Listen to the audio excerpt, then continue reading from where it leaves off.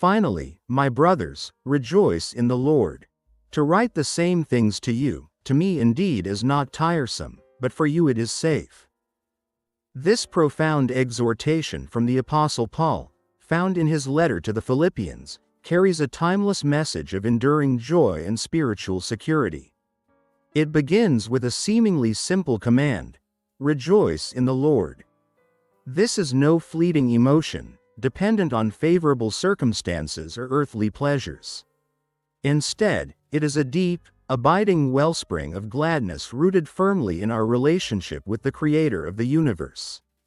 To rejoice in the Lord means that our joy transcends the trials and tribulations of life, finding its source not in what we possess or achieve, but in who God is, His unwavering love, His perfect wisdom, His boundless grace, and His unfailing promises.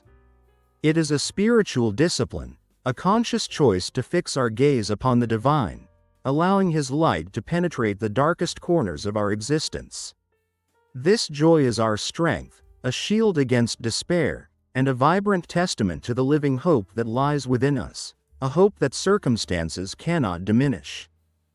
Paul then transitions to a remarkable statement about the nature of teaching and learning spiritual truths.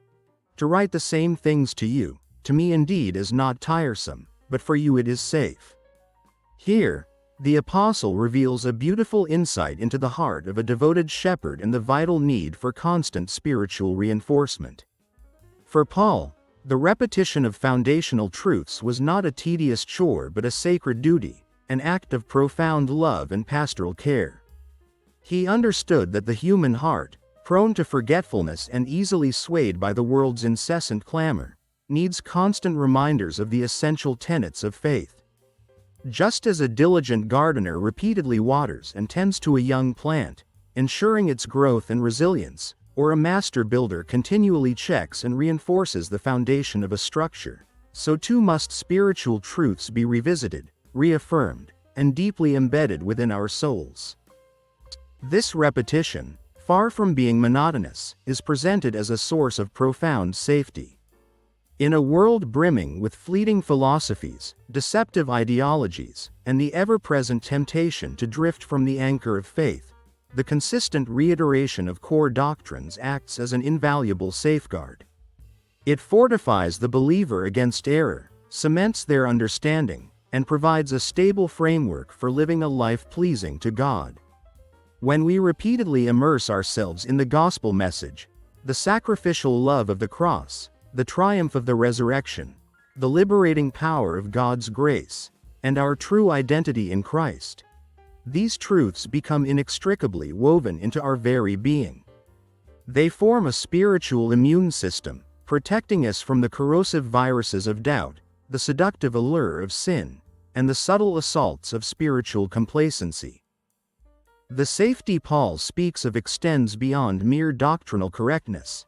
It encompasses the holistic security of knowing precisely where we stand with God, the profound peace that comes from trusting His sovereign plan, and the spiritual resilience to face adversity with an unshakable hope.